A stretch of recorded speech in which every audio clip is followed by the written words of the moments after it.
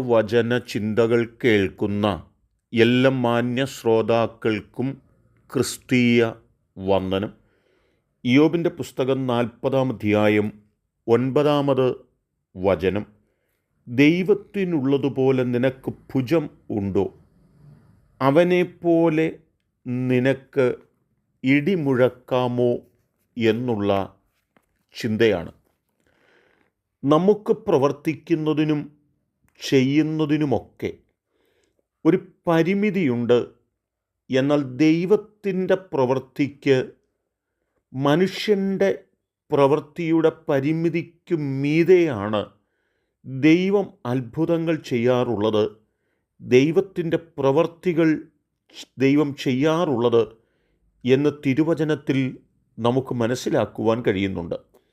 അബ്രഹാമിൻ്റെ അധ്വാനത്തിൽ നിന്ന് നല്ല ഫലമുണ്ടാകുന്ന സ്ഥലങ്ങൾ മുഴുവനും ലോത്ത് കൈവശപ്പെടുത്തുകയും ആ തലത്തിൽ അത് വച്ചനുഭവിക്കുകയും ചെയ്യുമ്പോൾ തന്നെ ദൈവം പറയുന്നത്, നീ അധ്വാനിക്കാനുണ്ടാക്കിയതും എൻ്റെ ദാസനായ അബ്രഹാമിൻ്റെ അധ്വാന ഫലവും നീ കയ്യിൽ വച്ചുപയോഗിക്കുന്നതിന് ഒരു കാലഘട്ടമുണ്ടെന്നും ആ കാലമാകുമ്പോൾ ഞാനത് നിൻ്റെ കൈകളിൽ നിന്ന് പിടിച്ചു വാങ്ങുമെന്നും പറയുന്നത് പോലുള്ള പദമാണ്.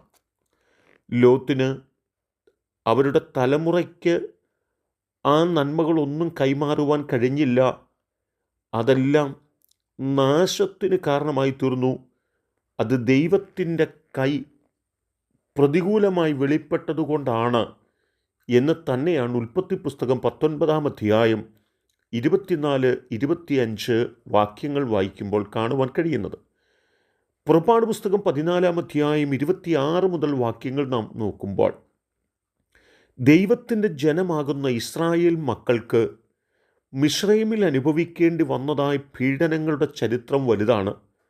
ദൈവത്താൽ അവിടെ നിന്ന് വിടുവിക്കപ്പെട്ട് വാഗ്ദത്ത നാട്ടിലേക്ക് കടന്നു പോകുന്നതായ ഇസ്രായേൽ മക്കളുടെ പിന്നാലെ മിസ്രയീം രാജാവും സൈന്യവും കടന്നു വന്നു.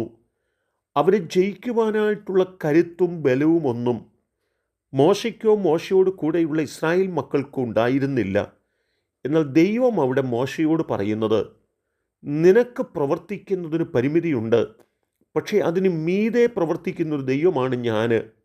എൻ്റെ ജനമാകുന്ന ഇസ്രായേലിനെ, ഞാൻ തിരഞ്ഞെടുത്ത എൻ്റെ ദാസനാകുന്ന മോശയെ അതിര് വിട്ട് ബുദ്ധിമുട്ടിപ്പിക്കുമ്പോൾ, നൊമ്പരപ്പെടുത്തുമ്പോൾ, പീഡിപ്പിക്കുമ്പോൾ എൻ്റെ കരം അവർക്ക് പ്രതികൂലമായി വെളിപ്പെടുന്ന ദിവസമുണ്ടെന്ന് ബോധ്യപ്പെടുത്തുകയും ആ തലത്തിൽ ഫറവോനെയും സൈന്യത്തെയും ചെങ്കടലിൽ മുക്കിക്കൊല്ലുകയും ചെയ്തു. എന്നാൽ ആ ചെങ്കടലിനകത്ത് ഒരു പുതുവഴി തുറന്ന് ഇസ്രായേൽ മക്കളെ അവരുടെ ലക്ഷ്യസ്ഥാനത്തേക്ക് നയിക്കുകയും ചെയ്ത ദൈവത്തിൻ്റെ കരവിരുതിനെക്കുറിച്ച് നമുക്ക് കാണുവാൻ സാധിക്കുകയാണ്. എന്നെ കേൾക്കുന്ന പ്രിയപ്പെട്ടവരെ, ദൈവത്തിൻ്റെ പ്രവൃത്തികൾ നമ്മുടെ ചിന്തയ്ക്കും നമ്മുടെ ആലോചനകൾക്കും ഒത്തിരി വ്യത്യസ്തമാണെന്നും നമുക്ക് പ്രവർത്തിപ്പാൻ കഴിയുന്നതിനൊക്കെ ഒരു പരിമിതി ഉണ്ടെങ്കിലും നാം സേവിക്കുന്ന, നാം ആരാധിക്കുന്ന, നമ്മെ പേർ ചൊല്ലി വിളിച്ച നമ്മുടെ ദൈവത്തിൻ്റെ പ്രവൃത്തികൾ നമ്മുടെ ചിന്തകൾക്ക് മീതെയാണെന്നും ബോധ്യപ്പെടുത്തുക തന്നെയാണ്. ആയതുകൊണ്ട് ജീവിതത്തിൽ മറ്റൊരാളിൻ്റെ നന്മകൾ നാം കവർന്നെടുത്ത് ശ്രേഷ്ഠരാകാൻ ഉത്സാഹിക്കുന്നുവെങ്കിൽ അത് നമുക്ക് ശുഭമാകില്ലെന്നൊന്ന്. മറ്റൊന്ന്, നമ്മുടെ പിന്നാലെ വന്ന് നിരന്തരമായി നമ്മെ പീഡിപ്പിക്കുന്ന, ഉപദ്രവിക്കുന്ന ഫറവോനെയോ ഫറവോൻ്റെ സൈന്യത്തെയോ നമ്മുടെ കയ്യിൽ അവരുടെ കയ്യിൽ പെടാതെ രക്ഷിക്കുന്ന ദൈവത്തിൻ്റെ കൈ നമുക്ക് വേണ്ടി വെളിപ്പെടുമെന്നും ഈ തിരുവചനങ്ങൾ നമ്മെ ഓർപ്പിക്കുകയാണ്. ഭയപ്പെടുകയല്ല, ധൈര്യത്തോടെ നമുക്ക് മുന്നോട്ട് പോകാം. ശ്രേഷ്ഠനായവൻ, അത്ഭുതം ചെയ്യുവാൻ കഴിവുള്ളവൻ നമ്മോട് കൂടെയുണ്ട്. ആ ധൈര്യത്തിൽ മുന്നേറാം. കർത്താവ് സഹായിക്കട്ടെ. കരുണയുള്ള ദൈവമേ, ശത്രുവിൻ്റെ കയ്യിൽ ഞങ്ങൾ അകപ്പെടാതെ അത്യുന്നതനായ ദൈവത്തിൻ്റെ കരം ഞങ്ങൾക്ക് അനുകൂലമായുള്ളത് കൊണ്ട് സ്തോത്രം ചെയ്യുന്നു. അങ്ങയുടെ കരങ്ങളിൽ ഞങ്ങൾ സുരക്ഷിതരായിരിക്കുന്നത് കൊണ്ട് സ്തോത്രം. ഏറിയ അനുഗ്രഹം കൊണ്ട് നിറയ്ക്കണം. യേശു കർത്താവിൻ നാമത്തിൽ തന്നെ. ആമേൻ.